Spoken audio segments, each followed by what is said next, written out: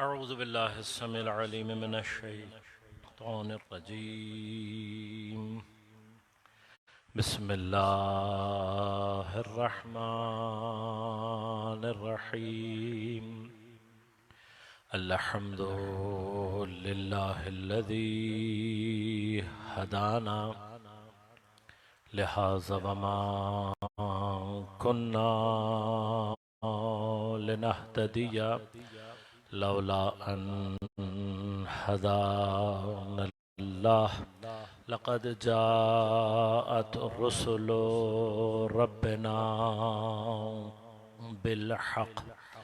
अस्सलातु वस्सलामु अला रसूलिल मुसद्दद अल मुस्तफ़ल अमजद अल महमूदिल अहमद अबिल क़ासिम मुहम्मद।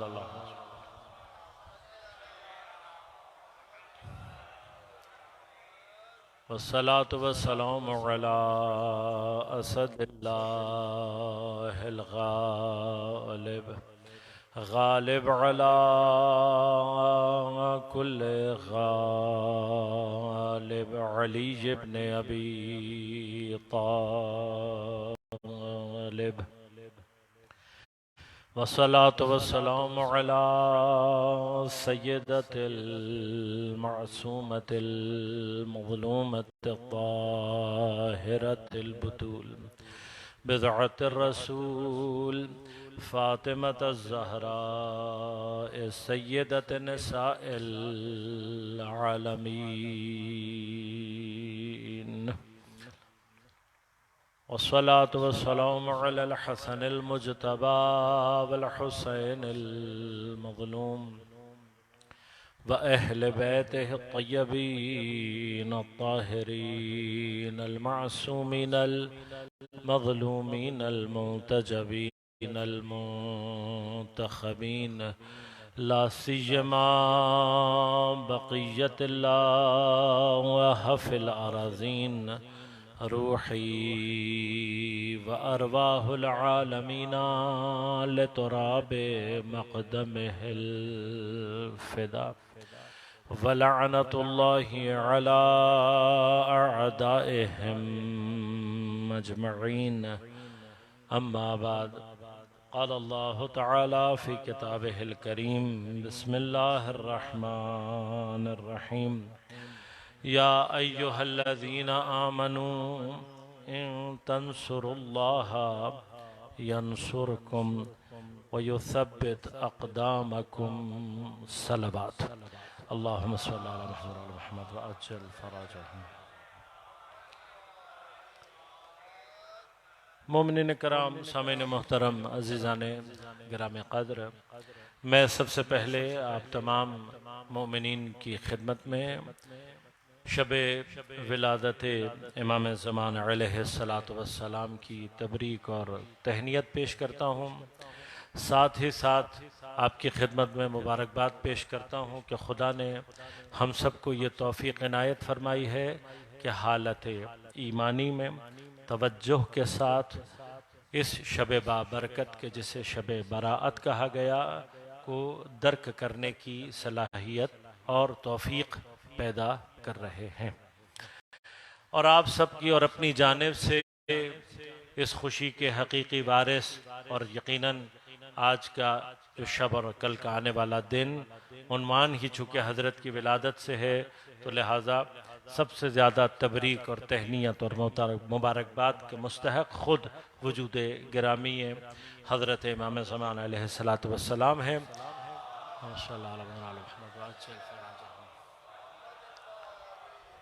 हज़रत की खिदमत में उनकी विलादत का तबरीक व तहनीत और मुबारकबाद पेश करते हैं।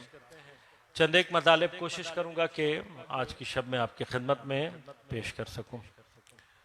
इब्तिदाई तौर पर सिर्फ चंद एक मतालिब पहले अर्ज़ करूँगा, और उनमें से एक अहम मरहला ये है कि ये शब जिसे शब बराअत का उन्वान दिया गया, अगर आप मफाती में इस शब से मुताल्लिक़ जो फरमूदात हैं पैगम्बर गिरामी इस्लाम सल्लल्लाहु अलैहि वआलिहि वसल्लम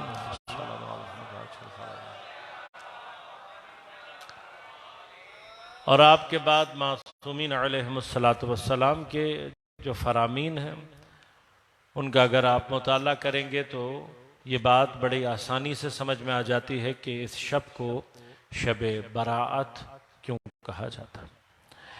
बराअत बुनियादी तौर पर दूरी के माना में है। बराअत बुनियादी तौर पर ज़िद या मुकाबिल है विलायत के। अब तफासील अपनी जगह पर महफूज के इसको बहस किया जाए कि बराअत का एग्जैक्टली माना क्या है, मैं तफसील से नहीं लेकिन एक ख़ास मतलब की तरफ इशारा करना ज़रूरी समझता हूँ। विलायत का जो ताल्लुक़ है वो उस वक्त तक दो अफराद में पैदा नहीं होता जब तक कि उनके दरमियान राबिता विलाई पैदा ना हो जाए। ये राबिता विलाई ईजाद करने के लिए ज़रूरी है कि दो अफराद या दो चीज़ों के दरमियान फासला भी ना हो और दोनों के दरमियान सिनखियत पाई जाती हो, यानी कोई सिमिलैरिटी पाई जाती हो, कोई मुमासिलत पाई जाती हो।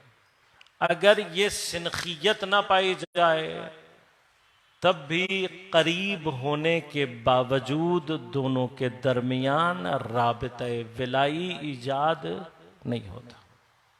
लिहाजा अरब मिसाल देते हैं कि मसलन यही माद्दा विलायत का जो असल माद्दा है वला यली, ये कहाँ इस्तेमाल हो सकता है और कहाँ इस्तेमाल नहीं हो सकता। तो ये वहाँ इस्तेमाल होता है जहाँ पर दो चीज़ों, दो अफराद या दो इवेंट्स के दरमियान में फासला मकानी और ज़मानी ना हो। मसलन हसन और हुसैन दोनों एक साथ बैठे हुए हैं इस तरह कि इनके दरमियान में फासला नहीं है। अब आप कह सकते हैं जलसा हसन व हुसैन, हुसैन और हसन बैठे हुए हैं, लेकिन ये कि इन दोनों के दरमियान फासला नहीं है, ये आप जलसा के जरिए से और वाव के जरिए से बयान नहीं कर सकते। अगर आप ऐताना चाहते हैं ऐसे बैठे हुए हैं कि इनके दरमियान में फासला नहीं है तो फिर आप कहेंगे जलसा हसनुन, हसन बैठा हुआ है, यली है हुसैनुन, उसके फौरन बाद हुसैन है बिला फासला बगैर किसी गैप के। अब ये ज़मान में, मकान में और तकरीबन बाकी तमाम फिजिकल नॉन फिजिकल तमाम माना में इस्तेमाल हो सकता है। का अब अगर फर्ज करें कि जैद बैठा हुआ हो और जैद से बिल्कुल जुड़ा हुआ उसका गधा बैठा हुआ हो, तब आप ये कह सकते हैं कि जलसा ज़ैदुन, जैद बैठा हुआ है, यली है हिमारुहु, और उसके फौरन बाद उसका गधा बैठा हुआ है। का नहीं कह सकते। क्यों नहीं कह सकते? इन दोनों के दरमियान में भी तो फासला नहीं है। का करीब होना जरूरी नहीं है, सिनखियत जरूरी है, मुमासिलत जरूरी है। चूंकि जैद में और उसके गधे के अंदर मुमासिलत नहीं पाई जाती, सिनखियत नहीं पाई जाती, लिहाजा यहाँ पर वला यली यानी जो विलायत का मादा है वो इस्तेमाल नहीं हो सकता। लिहाजा सिनखियत है जो असल में, यानी बाज़ उलमा ने हत्ता यहाँ तक फरमाया कि सिनखियत की वजह से ही जो तकर्रुब पैदा होता है वही असल तकर्रुब है, वरना फिजिकल एतबार से ज़मान और मकान यहाँ पर इम्पोर्टेंट नहीं है। तो अब हो सकता है कोई फिजिकली दूर हो सकता है ज़माने के एतबार से फासला हो, लेकिन अगर राबिता विलाई हो तब भी इनके अंदर एक ख़ास किस्म का तकर्रुब पाया जा सकता है। लिहाजा विलायत का मानना ईजाद ही वहाँ होगा जहाँ सिनखियत पैदा हो जाए, सिमिलैरिटी पैदा हो जाए, मुमासिलत पैदा हो जाए। लिहाजा हम जब किसी को अपना मौला कह रहे हैं तो मौला कहने से पहले हमें यह सोचना है कि सिर्फ मौला कह देने से विलायत पैदा नहीं होती, जब तक हम उनसे सिनखियत पैदा नहीं करेंगे हमारे और उनके दरमियान में राबते विलाई ईजाद ही नहीं हो सकता। बस कह देने से मौला नहीं होता, इंसान के अमल से मौला बनता है। लिहाजा ये राबते विलाई मौला कहने वाले और मौला के दरमियान में होना चाहिए। लिहाजा इसी वजह से परवरदिगार आलम जब अपनी मोहब्बत का तज़किरा करता है तो ये नहीं कहता कि तुम मुझसे मोहब्बत करोगे मैं तुमसे मोहब्बत करूंगा, नहीं।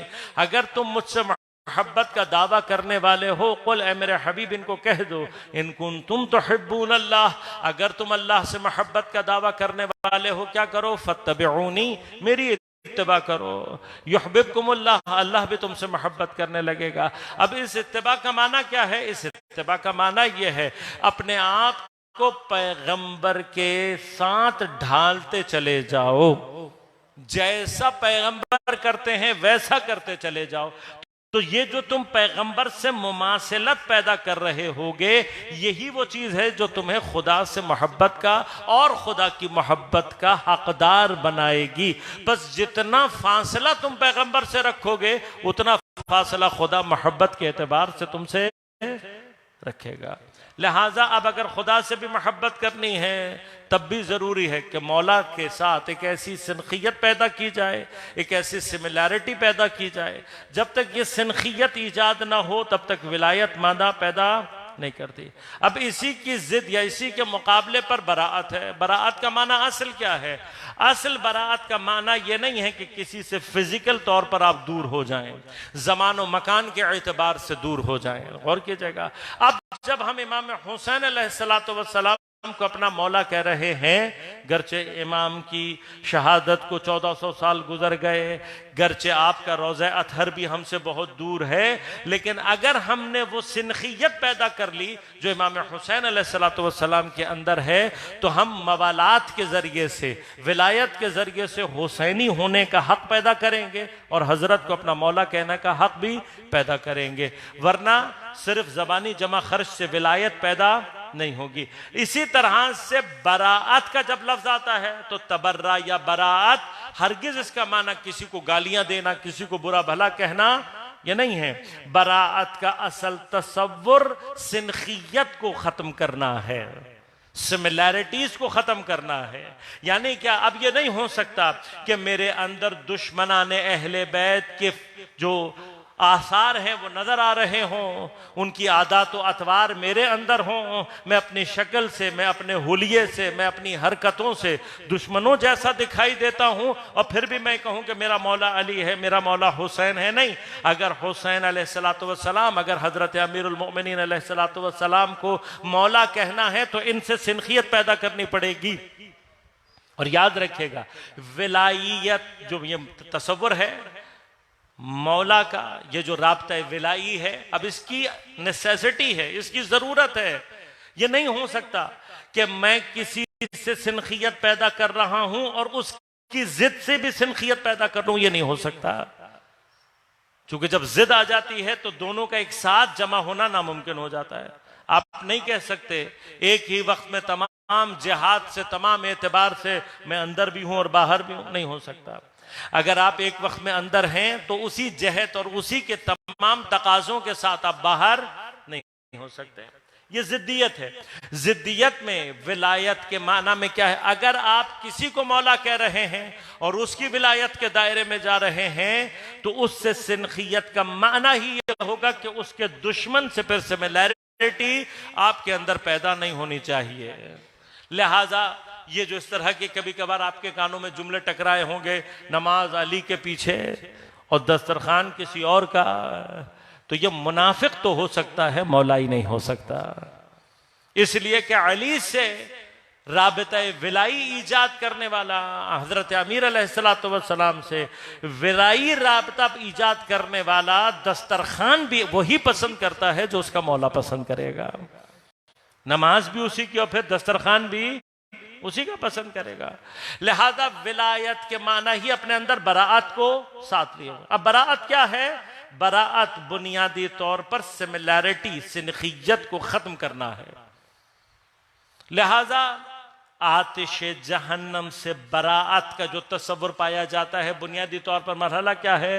मरहला यह है क़यामत के दिन जिसके अंदर भी दोज़ख से जितनी सिनखियत पाई जाएगी, ऑटोमेटिकली दोज़ख उसको अपनी तरफ खींच रही होगी।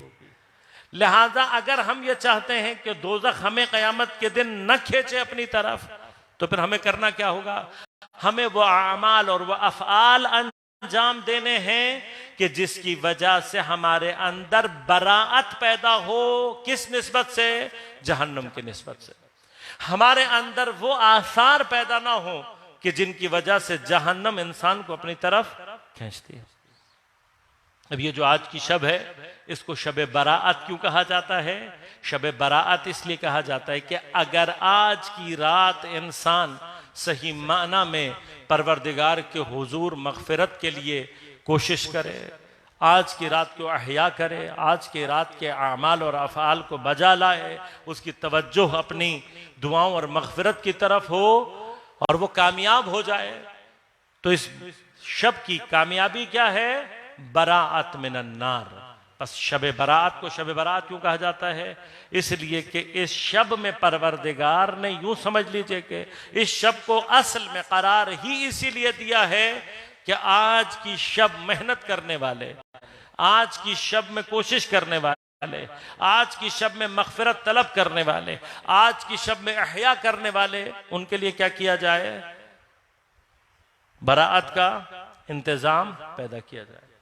अब ये बराअत का इंतजाम लाजमत अब हमने और आपने तवज्जो करनी है कि खुदा की तरफ से, यानी आज की शब मखसूस है किस लिए? आपकी और हमारी जरा सी कोशिश और परवरदिगार की जानिब से हमारे लिए बराअत का आग से परवाना जारी हो सकता है। लेकिन इस शब तवज्जो की जरूरत है। ये जो एक सिलसिला आपने देखा है कि आज की शब में एक बड़ी तादाद लहब लैब में मसरूफ होकर, खुदा जाने ये चीजें हमारे यहाँ मोमिनीन में कहां से आई हैं कि जो ये पटाखे फोड़ना और ये सारी चीजें करना, इनमें से हर वो काम कि जिसकी आप कोई तौजीह शरई ना कर सकें, जिसका आप कोई फायदा ना तलाश कर सके, वो शय 100% लहब है और लहब और लाइब के उन्वान से हराम। लिहाजा जो भी काम करने जा रहे हैं उसमें एक मर्तबा ये सोच लीजिए कि ये जो काम मैं करने जा रहा हूं, अगर ये महज लज्जत की नीयत रखे हुए है और कोई फायदा इसका नहीं है, तो उसके ऊपर लहब लाइब का उन्वान सिद्क करेगा और इस एतबार से उस अमल को अंजाम देना हराम हो जाएगा। अब वो रात जो अल्लाह ने बंदों को मगफिरत और उनको जहन्नम से दूर और बचाने के लिए रखी है, उसके अंदर ये लहब लाइब अंजाम देकर न सिर्फ हम अपने जमाने के इमाम के दिल को दुखाते हैं, उसी तरह से साथ साथ नुकसान क्या होता है अपने लिए। वो शब जिस दिन अल्लाह बंदों को माफ करने के लिए आमादा है, हम क्या कर रहे हैं? हम उस दिन भी वो हरकतें कर रहे हैं कि जहां हमारे अंदर सिनखियत पैदा हो जाए, किससे? जहन्नम से। तो इससे ज्यादा बदबख्त कोई नहीं हो सकता जो दीन के नाम पर, इमाम के नाम पर आज की शब वो हरकतें करे कि जो खुद हजरत के दिले अक़दस को दुखाने का बाइस बने। अहया, जागते रहना, मैंने इससे पहले भी अर्ज किया था, एक दफा दोबारा दोहराऊंगा कि इन तमाम शबों में, अब वो चाहे शब कद्र हो, चाहे वो शब ईद फित्र हो, चाहे वो शब अरफा हो, चाहे वो शब नीमे शाबान, इन तमाम शबों में अहया, बेदार रहना, देखिए दो अलग अलग लफ्ज हैं। अहया बुनियादी तौर पर जिंदा रहने के माना में है।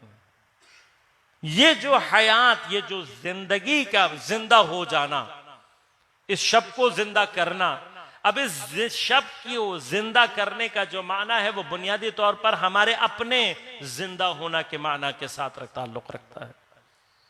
इस शब की बेदारी खुद हमारे अपने वजूद की बेदारी के साथ माना पैदा करती है। लिहाजा आंखों की बेदारी बुनियादी तौर पर इशारा और इस्तिआरा है कल्ब की और रूह की बेदारी से। ये जो आंखों की बेदारी है, ये जो आंखों का जागता रहना है, ये एक इशारा है। आज की शब में सिर्फ जाग लेना, इन आंखों को जगाए रखना सवाब है, बहस सवाब की नहीं है। उस शब की हकीकत को दर्क करना, जैसे शब कद्र है, तो क्यों खुदा कह रहा है वमा अदराका मा लैलतुल क़द्र? इसलिए कह रहा है कि सिर्फ आंखों को खोले रखने वाले के लिए शब कद्र नहीं है। जो अपने अक्ल और अक्ल से आगे बढ़कर अपने कल्ब, अपने रूह के इदराकात को बेदार नहीं करता, शब कद्र में उसके लिए सवाब तो है, हकीकत कद्र नहीं है। इसी तरह से आज की शब के अंदर भी आंखों के जागने के साथ जो हासिल काम करना वो क्या है? रूह बेदार हो, कल्ब बेदार हो। अब ये कल्ब की बेदारी इसीलिए तमाम इबादतों, तमाम अमाल, इन सब के साथ जिस चीज की सबसे ज्यादा ताकीद की गई है वो क्या है? तफक्कुर और तदब्बुर, सोचना, फिक्र करना। इसलिए कि ये वाहिद रास्ता है जो इंसान के कल्ब को और रूह को बेदार करता है।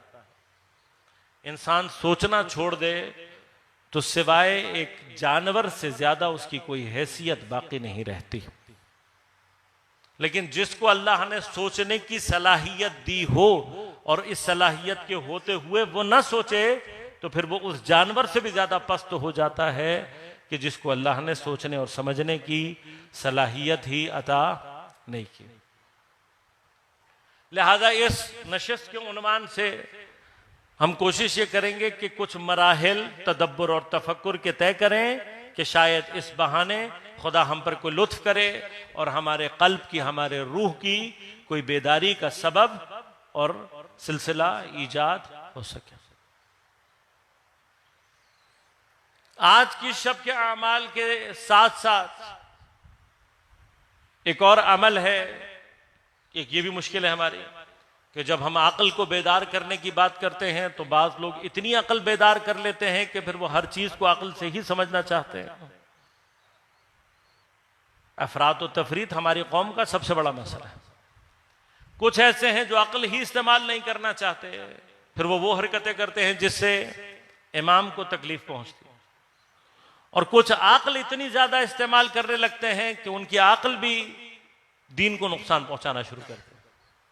जो अहले बैत अतहार का रास्ता है वो इत्तेदाल का रास्ता है।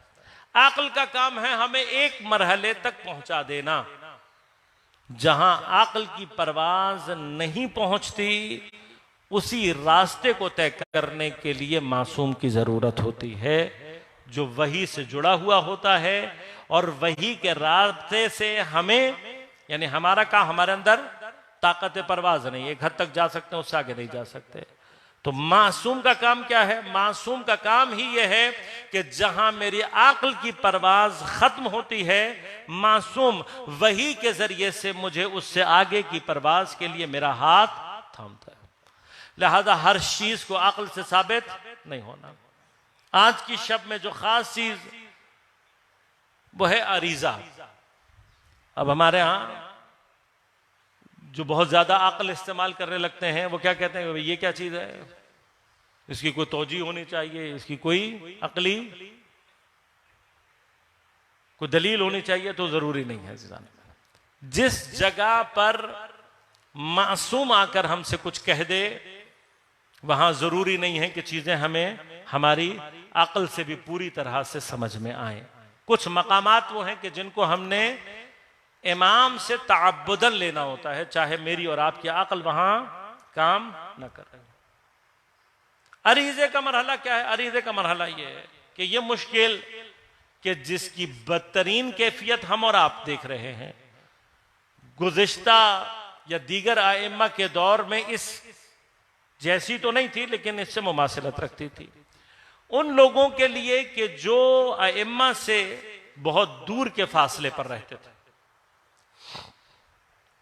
अब कई लोग इतने दूर थे कि अगर हजरत से मुलाकात करनी है तो क्या होगा? कई कई महीने लग जाते थे हजरत तक पहुंचने के लिए। अब अगर वसाइल नहीं है तो बाज लोग अपनी जिंदगी में सोच भी नहीं पाते थे कि हम सफर करके जाएं और इमाम को दर्क कर सकें।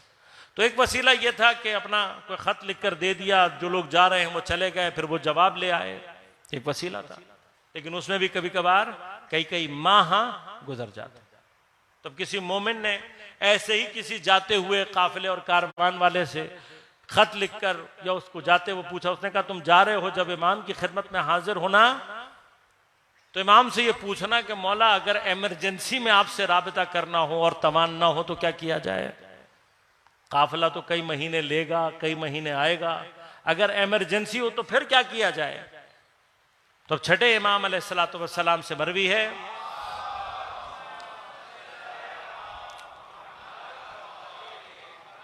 ये बात छठे इमाम फरमा रहे हैं कि अगर ऐसी कोई इमरजेंसी पेश आ जाए तो फिर क्या करो।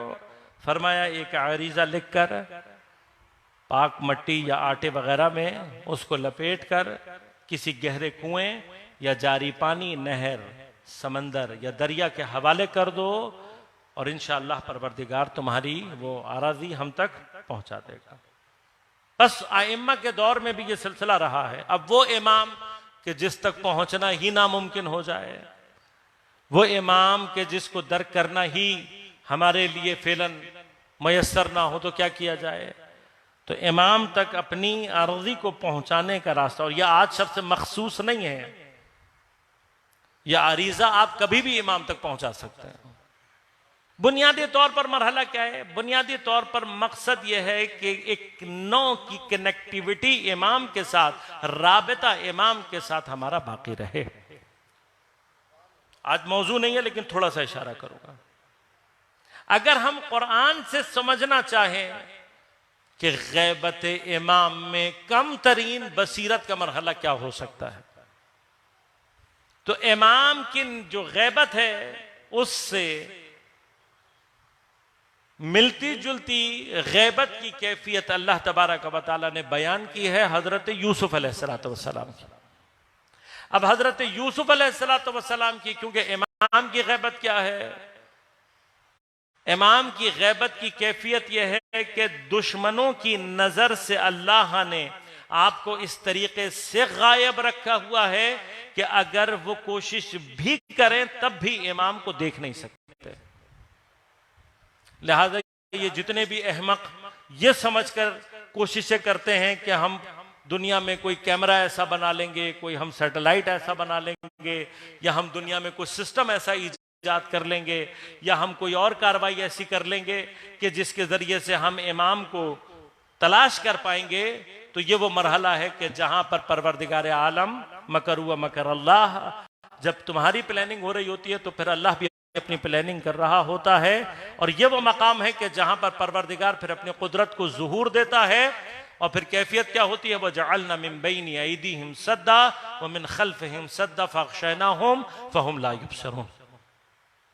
अब इस आयत की तफसीर में मैंने बड़े तफसील से ये मतालिब बयान किए हुए हैं कि ये गैबत की नौइयत है। शान नज़ुल बताता है कि जब पैगंबर तन्हा रह गए और दुश्मनों ने आपको कत्ल करने की कोशिश की, तो जब वो कत्ल के इरादे से आपके नजदीक आते थे तो आप उनको दिखाई नहीं देते थे। अब मुझे नहीं मालूम, लेकिन परवरदिगार शायद किसी और की गैबत के लिए ये सारा इंतजाम फरमा रहा है ताकि मुअतरज़ीन जितने भी हैं, एतराज करने वाले, उनके लिए जवाब बाकी रहे। लिहाजा इस नौ की गैबत जहां हुज्जत इलाहिया तन्हा इस तरीके से रह जाए तो वहां पर परवरदिगार क्या करता है, फिर उसके हिफाजत के लिए उसको दुश्मनों की नजर से ऐसे महफूज करता है कि उन दुश्मनों की बसारत के सामने और पीछे और उनको ढांप देता है ताकि वो हुज्जत खुदा को देख ना सके। बस ये तो इम्कान बहरहाल अपनी सी कोशिश 1200 साल से कर रहे हैं, और अगर कयामत तक भी करते रहें, जहां खुदा न चाहे दिखाना वहां पर कोई देखने की जुर्रत पैदा नहीं कर सकता। लेकिन अपने दोस्तों की निस्बत हजरत की गैबत की कैफियत क्या है? अपने दोस्तों की निस्बत गैबत की कैफियत बिल्कुल वैसे ही है जैसी हजरत की अपने भाइयों के, जनाब यूसुफ की अपने भाइयों के सामने खड़े हुए हैं, भाई नहीं पहचानते। हजरत की गैबत रिवायात में जाकर देखें, दोस्तों के लिए क्या है, अगर हजरत कहीं हमारे ही दरमियान मौजूद होंगे तो हम में से कोई भी हजरत को पहचानता नहीं होगा। अब ये जो हजरत की पहचान का मरहला वो क्या है, ये है गैबत शख्सियती, शख्सियत गुम है, सामने खड़ा हुआ शख्स मौजूद है लेकिन शख्सियत उसकी गुम है, नहीं पता। लिहाजा नतीजा क्या निकला, सामने खड़े हुए भाई लेकिन पहचानते नहीं है। अब इस दौर में जब हजरत के भाई भी हैं, जनाब याकूब भी हैं और बहुत सारे हजरत याकूब पर ईमान लाने वाले आपके बहुत सारे रिश्तेदार सब लोग मौजूद हैं, इन तमाम के दरमियान में कम तरीन बसीरत, अलबत्ता कम तरीन लेवल जो कुरान ने बयान किया वो किसका है, वो हजरत याकूब अलैहिस्सलाम का। क्या लेवल बयान किया अल्लाह ने, यकीनन हजरत याकूब की बसीरत का लेवल हमसे बहुत ज्यादा है। मैं अर्ज कर रहा हूं वो लेवल जिसका कुरान ने तज़किरा किया वो क्या है, हजरत यूसुफ की निस्बत उस वक्त में कि जब सब मिलकर ये कह रहे हैं कि यूसुफ मर चुका है और अब वापस नहीं आएगा, हजरत याकूब पूरा ईमान रखे हुए हैं यूसुफ की हयात का भी और उसके वापस आने का भी। ये कम तरीन मरहला है बसीरत का जो हमने और आपने कम अज कम यानी अगर कहा जाए कि गैबत में इंतजार के दौरान बसीरत का कम से कम जो लेवल है वो क्या मेंटेन किया जाए, तो कम तरीन जो लेवल मेंटेन करना है वो क्या है, हजरत की निस्बत से कि इस बात का पूरा यकीन रखना है कि यूसुफ ज़हरा जिंदा भी है और इंशाअल्लाह वापस भी आएगा। अब ये सुनकर सर हिलाना और बेशक कहना वाकई आसान है, लेकिन जब दुश्मन शुबहात ईजाद करता है या जब इंसान शदीद तरीन मसाइल और मसाइब के दौरान आता है और फिर उस दौरान जब दुनिया उसको ताने दे रही होती है, अब हमारे जवानों के साथ होता है, वो जब कहीं इमाम ज़माना की बात करते हैं तो मलाइन है, आप जानते हैं वो भी मलऊन था कि जो इस तरह की बातें कर रहा था कि कहाँ है तुम्हारा इमाम, बुलाओ वगैरह वगैरह। तो इन सब का जवाब है हमारे पास, लेकिन मरहला क्या है, मरहला यह है ज़िज़ान मन कि इस तरह के हालात में हमारे बहुत सारे नौजवान मुशविश होते हैं, उनके दिलों में तरद्दुद ईजाद होता है, नहीं है ज़िज़ान मन। ये मरहला वो है, अपने जमाने के इमाम की मारिफत की निस्बत कम तरीन बसीरत जो रिक्वायर्ड है वो क्या है कि कम अज कम हजरत की निस्बत ईमान इस मरहले पर हो कि दुनिया जितने मर्जी शुबहात पैदा कर ले, इंसान के कल्ब में ईमान की वजूद के और आपके ज़ुहूर के हवाले से शुबहा ईजाद नहीं होना चाहिए। अभी कम तरीन बसारत, इस कम तरीन बसीरत का इफेक्ट क्या है, इसका इफेक्ट यह है कि जब मिस्र में हजरत यूसुफ ने अपनी गैबत के मुकाबले पर ज़ुहूर का ऐलान किया, भाइयों को बताया मैं हूं यूसुफ, अब जब आपने बता दिया मैं यूसुफ हूं, गैबत खत्म।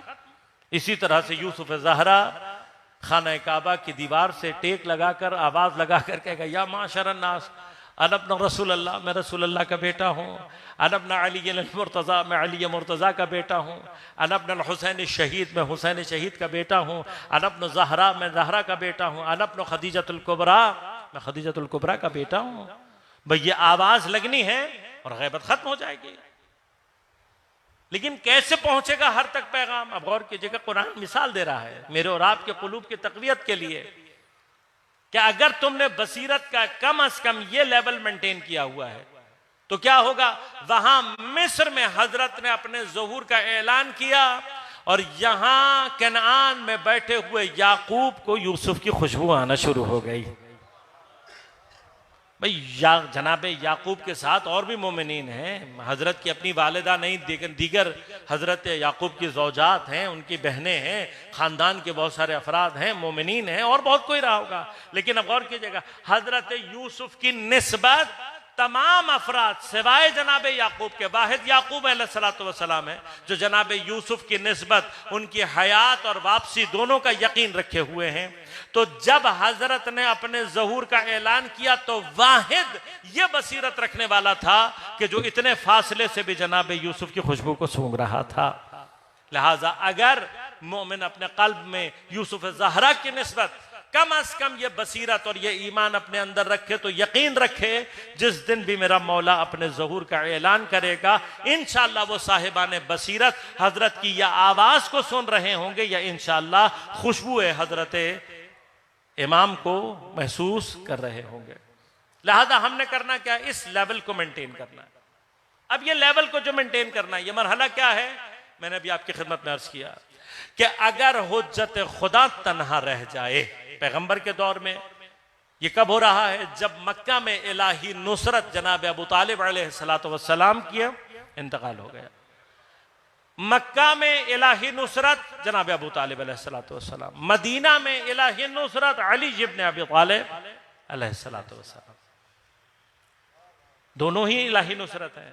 लेकिन जब मक्का में से इलाही नुसरत का इंतकाल हुआ तो क्या हुआ, अब जितने भी औबाश थे, जितने भी बदमाश थे, जितने भी दुश्मन थे, जो अबू तालिब के डर से दुम नहीं हिला सकते थे, अब जनाब अबू तालिब के जाने के बाद इतने जरी हो रहे हैं कि मैंने अर्ज किया कि शब की तारीकी में पैगंबर को शहीद करने का प्रोग्राम बनाए हुए हैं। लेकिन फिर खुदा ने क्या किया, उनको अंधा नहीं किया, उनकी बसारत से पैगंबर को छुपा दिया। अब ये कब होता है, जब हुज्जत खुदा जमीन पर इतना तन्हा रह जाए। लिहाजा इमाम की गैबत की असल वजह क्या है, असल वजह ये दुश्मन इतना ताकतवर है और उसके मुकाबले पर मददगार। हमारे यहां जो कॉन्सेप्ट है वो क्या है, इमाम की मदद का कोई कॉन्सेप्ट हमारे यहां नहीं पाया जाएगा। अजीब वाकई, मैं कभी कभार अपने लिए ना, आप सब मुझसे ज्यादा बेहतर है, मैं आपको नहीं कह रहा हूं, ये जो जारी बातें कर रहा हूं ये अपने लिए कह रहा हूं। आप सब मुझसे ज्यादा बेहतर, मुझसे ज्यादा मोमिन है। ये जो सब कुछ बोल रहा हूं ये सबसे, वो जो एक खुतबा पढ़ा जाता है जुमे का, उसमें एक जुमला कहा जाता है, उसीकुम व नफ्सी बितक़्वल्लाह, कि तुम्हें तो मैं वसीयत कर ही रहा हूं, अपने आप को भी वसीयत कर रहा हूं। तो ये जो कुछ भी कह रहा हूं आपके लिए नहीं, अपने लिए कह रहा हूं। आप सब मुझसे बेहतर है, लेकिन मुझ जैसों को ये बात सोचने की जरूरत है ना, जो उम्मत करबला और गैबत दोनों उन्वान रखती हो, उसको इमाम के लिए तैयार होने के लिए और मजीद कितनी सदियां दरकार है। करबला और गैबत, ये दो उन्वान अपने घर में अपने आज रात को सामने रखिएगा। इन दोनों अनावीन को सामने रखकर, करबला और गैबत, ये दो उन्वान, और उसके बाद ये सोचिएगा कि ये 1200 साल की गैबत क्यों है। वाहिद जवाब जो पलट कर आएगा वो ये आएगा कि वो जो हल मिन नासिर की सदा थी, कब दी इमाम हुसैन ने, जब कोई नासिर नहीं रहा। और जब कोई नासिर ना रहे तो फिर क्या होती है, वो शहादत होती है जो इमाम हुसैन की हुई। अब अगर उसके बाद जमाने का हुसैन तन्हा रह जाएगा और इरादा खुदाबंदी उसकी शहादत का नहीं होगा तो फिर क्या पेश आएगी, गैबत। ऐसे ही है ना भाई। हजरत ने हल मिन नासिर हल मिन मुगीसिन युगीसुना कब कहा, जब जनाब अब्बास भी शहीद हो गए। इस कदर तन्हा हो जाता है जमाने का इमाम कि वह हल मिन मुगीस की सदाएं लगाता है, वह हल मिन नासिर की सदाएं लगाता है। क्या तूले तारीख में शियों तक यह हल मिन नासिर की आवाज नहीं पहुंची है? कोई अपने आप को शिया कहने वाला जो ये कहे कि मुझे हल मिन नासिर पता ही नहीं इमाम ने कहा भी था या नहीं कहा था? है कोई? यह हल मिन नासिर क्या है? सिर्फ उस दौर के लिए है। मैंने अभी आपसे इब्तिदा में क्या कहा, राबिता विलाई जमान और मकान का मोहताज नहीं होता, सिनखियत का मोहताज होता है। अपने आप को आशुराई कहने वाला तो क्या उसके लिए हल मिन नासिर नहीं है? हाँ, यजीद से बराअत का जो ऐलान आप करते फिरते हैं, यजीद तो है ही नहीं, फिर काहे की बराअत? अगर यजीद से बराअत का तसव्वुर मौजूद है तो फिर हुसैन से विलायत का तसव्वुर भी मौजूद है, और अगर हुसैन अलैहिस्सलाम से विलायत का तसव्वुर मौजूद है तो फिर हल मिन नासिर की सदा हर उस शख्स के लिए है कि जो इमाम हुसैन को अपना मौला कह रहा है। मैं मेरी और आपकी टेंशन कम करने के लिए खुदा सूरह मुबारक है मोहम्मद में कि जिसकी आयत को मैंने सरनामे कलाम के तौर पर पेश किया, ये सारा मुकद्दमा बनाया है आपको इस आयत के मकाम तक पहुंचाने के। या अय्युहल्लज़ीना आमनू, ऐ साहिबाने ईमान, इन तंसुरुल्लाह, अगर तुमने अल्लाह की मदद की। हमारा मसला क्या, हम कहते हैं इमाम इतने ताकतवर, हर चीज तो अल्लाह ने उनको दी हुई है, एक इशारा कर दे तो यूं हो जाए, एक इशारा यूं कर दे। तो मेरे और आपकी प्रॉब्लम को सॉल्व करने के लिए अल्लाह ताला, हाँ, इमाम का भी खुदा है ना, वो तो इमाम को जितनी भी इख्तियारात, जितने भी मराहिल, वो किसके अता करता है? खुद खुदा। तो खुदा मदद का मोहताज है। अल्लाह समद, बेनियाज है, गनियुन अनिल आलमीन है।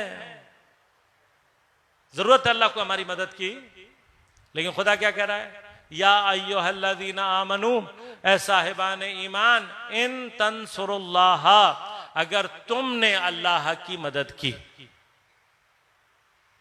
अब जो भी अपने आप को साहिब ईमान कह रहा है, इस तंसुरो का तुम उसी के लिए है।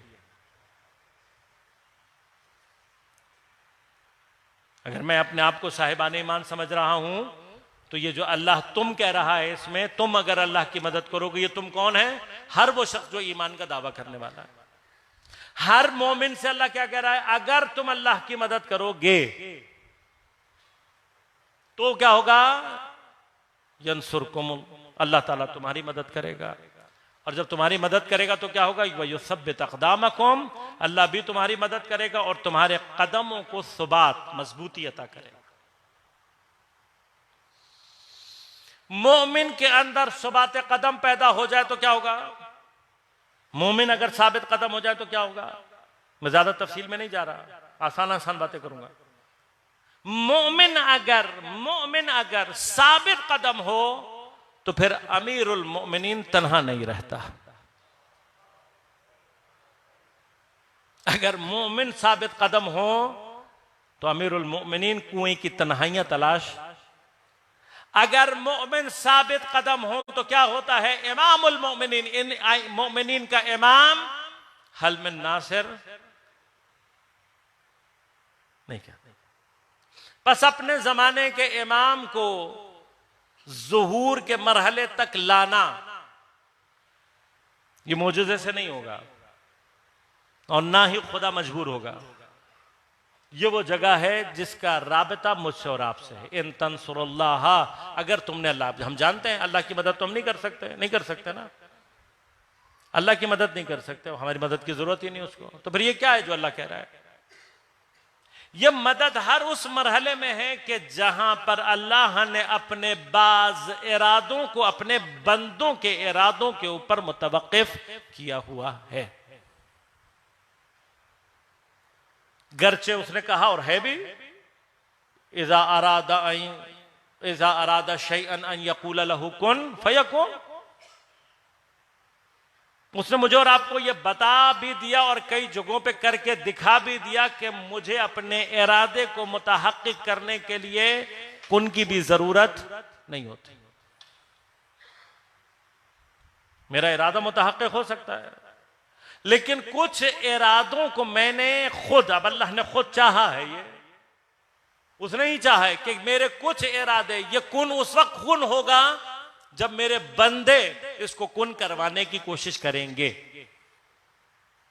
यानी क्या, यूं समझ लीजिए कि कुछ इरादों का कुन अल्लाह ने रखा हुआ है रोक कर, उस वक्त तक कि जब तक बंदे कुछ करके ना दिखा दें। अभी हम कुछ करके दिखाएंगे तो कुन हो जाएगा। और उनमें से एक कुन रुका हुआ है किस जगह पर? हजरत के ज़ुहूर से मुतअल्लिक़। मनुरीदु अन नमुन्ना अलल्लज़ीना इस्तुज़अफ़ू फ़िल अर्ज़ व नजअलहुम अइम्मा व नजअलहुमुल वारिसीन। और हमने ये इरादा किया है कि हम वो लोग जो जमीन पर ज़ईफ कर दिए गए हैं उनके ऊपर मिन्नत किरदारी करेंगे, उनके ऊपर एक एहसान करेंगे। तो जब एहसान करेंगे तो क्या करेंगे? नजअलहुम अइम्मा, उन्हीं को हम जमीन पर इमाम, यहां पर इमाम से मुराद लीडर ऑफ द वर्ल्ड है, उनको हम हाकिम बनाएंगे, उनको हम जाहिरी तौर पर नजअलहुमुल वारिसीन, यहां पे वारिसीन को इमामत के साथ इसलिए बयान किया गया है कि यहां पर इमामत से मुराद सिर्फ वो इमामत का टाइटल कोई ना समझ ले जो हमने अपने आइम्मा को देकर और फारिग होकर बैठे हुए, नहीं। नजअलहुमुल वारिसीन, जमीन का वारिस भी यानी जमीन का हाकिम भी इन्हीं लोगों को बनाएगा। अब अल्लाह ने, यह मुस्तज़अफ़ कौन है? यह मुस्तज़अफ़ वो है कि जिसको हालात के भंवर ने मजबूर किया हुआ है, जिसको जमाने की क़ुयूदात ने मजबूर किया हुआ है, जिसको उसकी उम्मत ने मजबूर किया हुआ है कि वो पर्दे गैबत पे बैठा हुआ है। इससे ज्यादा ज़ईफ मुस्तज़अफ़ जमाने में कोई नहीं हो सकता, जो एक तरफ कुन के इजरा का मरकज और महवर हो, खुदा के तमाम अस्मा और सिफात का मजहर हो, कि जिसके वजूद से कुन ने अपने आप को जारी करना हो और वो इंतजार में बैठा हो कि मेरी उम्मत अपने अंदर इस्लाह पैदा करे और मेरे ज़ुहूर का कुन अपने आप को जाहिर कर सके। इससे ज्यादा ज़ईफ कोई हो सकता है? इससे ज्यादा बेचारा कोई हो सकता है? इससे ज्यादा तकलीफ में कोई हो सकता है? क्या चाहिए इमाम को? वही मदद चाहिए जो अल्लाह आपसे मांग रहा है। क्या मदद कर सकते हैं हम अल्लाह की? क्या चाहिए अल्लाह? हमारी और आपकी नमाजें, हमारे और आपके रोजे, हमारे और आपका ये सारे आमाल, क्या चाहिए अल्लाह को? वो चाहिए जो मुझे और आपने इख्तियारन अंजाम देना है खुदा के लिए। क्या है वो? नमाज, रोजा, ज़कात, हज, अज़ादारी, क्या है? सोचते ही नहीं। अब जब सोच, हमने प्लानिंग ही की हुई ना, चूंकि हमने खुदा की को मदद तो करनी नहीं है, खुदा हमारे खुदा को मदद की क्या जरूरत है, चाहे वो खुदा में कहता भी रहे। जो हम ना खुदा की मदद करना चाहते हैं, ना रसूल की, ना इम्मा की, जबकि हमें यह नहीं पता कि यही वो मदद के मकामात हैं जो असल में हमारी मदद है। आप सोचे ना, वो मदद जो हम अल्लाह की करने जा रहे हैं, उससे बड़ी कोई मदद हो सकती है? नहीं हो सकती वो मदद। लेकिन पलट कर किसकी मदद है? खुद हमारी अपनी मदद है। तो जहां हमें सबसे ज्यादा मदद की जरूरत है, वहीं हम मदद, मसला यह कि खुद करनी है। तो क्या करना है? खुद से नमाजें पढ़नी है? नहीं। अपने गिरेबान में मैं झांक कर देखूं तो जितनी मर्जी अपने आप को तसल्ली दे दूं कि नहीं, मैं खुदा को इबादत के लायक समझता हूं, फला समझता हूं, तो जन्नत का शौक तो बहुत दूर की बात है। असल में वो अजाब का खौफ है जो मुझे जानामाज पर खड़ा कर रहा होता है। यह भी उसका शुक्र है कि उसने कम से कम इतना ईमान दिया हुआ है कि अजाब के खौफ से पढ़ रहे हैं। यह भी शुक्र है उसका, यह भी तौफीक है। और अगर कहीं कुछ परवाज कर जाएं तो जन्नत के शौक के आगे ढेर हो जाते हैं, उससे आगे हमारी औकात और हैसियत नहीं है। अपने आप को धोखा देना छोड़ें। फिर क्या चाहिए अल्लाह को? जो चीज अल्लाह की मदद, जो चीज अपने जमाने के इमाम की मदद बनती है, वो क्या है? अपने जमाने के इमाम की एक अहम तरीन मदद की डायरेक्शन ये है कि इमाम का लफ्ज यानी टाइटल पैदा ही उस वक्त होता है जब उम्मत वजूद में आ जाती है। ये मिसालें मैं कई दफा कई जगहों पे दे चुका हूं और देता रहूंगा, जहां तक कि मैं समझूं कि शायद मैंने अपना मकसद और अपना हदफ पूरा कर दिया। रिपीट करता रहूंगा मैं ये मिसाल। पहले भी एक मिसाल रिपीट कर रहा था कुछ अरसे, कुछ लोगों ने शिकायत करना शुरू कर दी, मौलाना आप हर जगह यही मिसाल दे रहे हैं। तो भैया क्या करें, किताब है हम, ये बोलती किताब है जो सुनानी है सबको।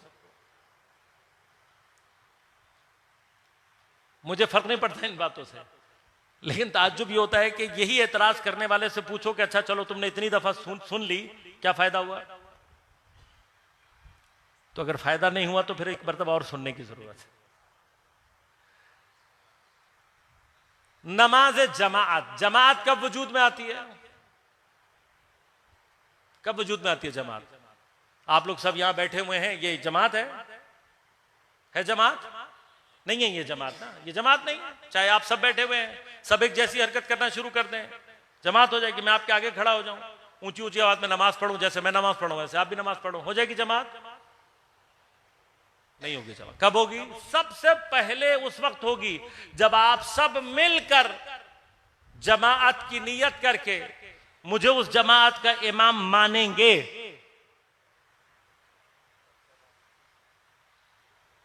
तब होगी ना भैया जमात। अगर आप में से कोई नियत ही ना करे को भाई ठीक है मौलाना साहब पता नहीं कैसी नमाज पढ़ते हैं। वैसे भी हमारी मिल्लत में माशाल्लाह सुएजन करने का तो वैसे ही रिवाज बहुत अच्छा है। किसी भी हाल में दीन से मुताल्लिक काम ही नहीं है कोई हमारे लिए। तो फिर क्या होता है?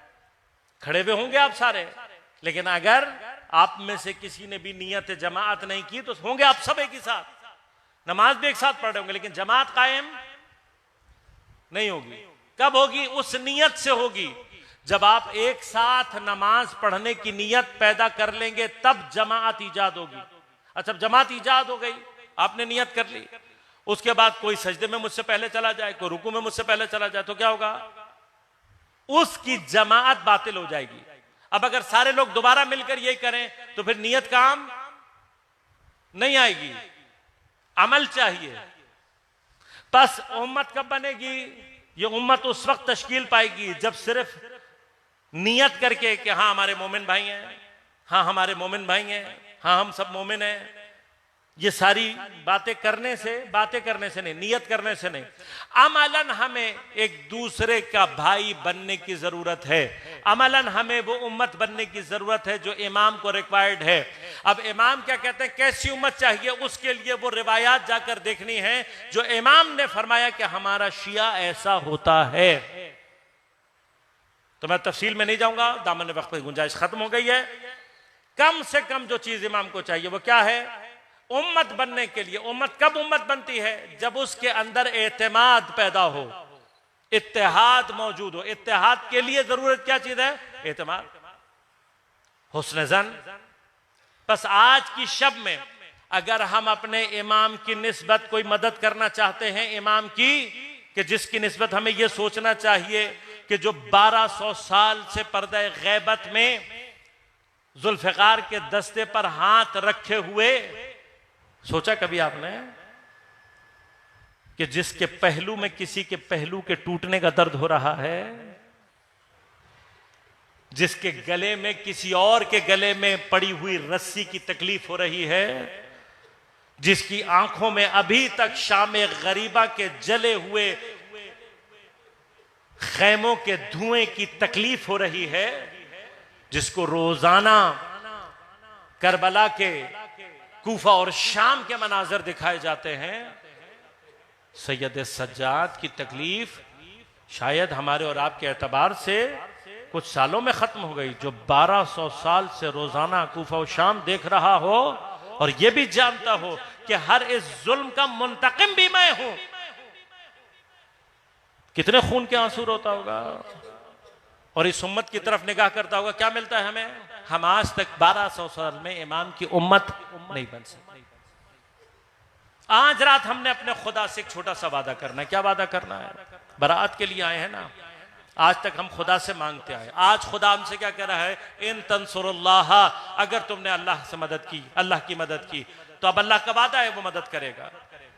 तो आज हम अल्लाह से वादा करें कि परवरदिगार हम आए हैं अब उस इन तंसुरुल्लाह को ईजाद करने के लिए, वादा कर रहे हैं तुझसे भी, तेरे इमाम से भी। किस चीज का? हम उम्मत बनने की कोशिश करेंगे। वो उम्मत के जिसमें इत्तेहाद है, वो उम्मत जिसमें इत्तेफाक है, वो उम्मत जिसमें इत्तेमाद है। आज से ये वादा करें कि जिस शख्स के बारे में भी मुझे ये मालूम हो जाए कि ये मोमिन है, चाहे कुछ भी हो जाए, मैं उससे मुताल्लिक सुबह अपने अंदर ईजाद नहीं होने दूंगा। एक छोटा सा वादा है। शायद हमारा ये वादा, शायद इस वादे के ऊपर अमल हजरत के कल्ब नाज़नीन के लिए कोई मदद साबित हो सके। दुआ करते हैं परवरदिगार के हुजूर में बारे इलाहा, आज की शब हमारी कोई इबादत ऐसी हो जो तेरी बारगाह में काबिल कबूल हुई हो, और आज की शब में कोई ईदी तो हमें अदा करना चाहता हो, हमारी किसी दुआ की इस्तजाबत करना चाहता हो, बारे इलाहा बेहक़ ज़हरा व अबीहा व बअलहा व बनीहा, इमाम ज़मान अलैहिस्सलातु वस्सलाम के ज़ुहूर में ताजील फरमा। बारे इलाहा हज़रत के ज़ुहूर में ताजील फरमा। बारे इलाहा हज़रत के ज़ुहूर में ताजील फरमा। बारे इलाहा बेहक़ ज़हरा व अबीहा व बअलहा व बनीहा तमाम उलमा मराज इज़ाम की हिफाजत फरमा। जहाँ जहाँ मोमिनीन बातिल से बरसरे पैकार हैं उनको नुसरत व कामयाबी इनायत फरमा। बारे इलाहा बेहक़ ज़हरा व अबीहा व बअलहा व बनीहा दीन दुश्मन, अहले बैत दुश्मन क़ुव्वतों को, इस्तिकबारी इस्तेमारी क़ुव्वतों को, पाकिस्तान दुश्मन क़ुव्वतों को नीस्त व नाबूद फरमा। बारे इलाहा बेहक़ ज़हरा व अबीहा व बअलहा व बनीहा आज की शब में हमें जहन्नम से बराअत की तौफीक इनायत फरमा। आज की शब में हमें तौफीक इनायत फरमा। क्योंकि शब विलादत इमाम ज़मान भी है। हम अपने ज़माने के इमाम को उनकी विलादत का कोई तोहफ़ा देना चाहते हैं। बारे इलाहा ऐसा कोई तोहफ़ा देने की तौफीक इनायत फरमा कि जो हज़रत की मदद की सूरत में हज़रत के लिए बेहतरीन तोहफ़ा करार पा सके। बारे इलाहा तमाम मोमिनीन को अपने हिफ्ज़ अमान में रख, उनकी परेशानियों को दूर फरमा, मुश्किलात को आसान फरमा। हम सबको इमाम ज़मान अलैहिस्सलातु वस्सलाम के अवान व अंसार में शुमार होने की तौफीक इनायत फरमा। रब्बना तक़ब्बल मिन्ना इन्नका अंतस समीउल अलीम बिरहमतिका या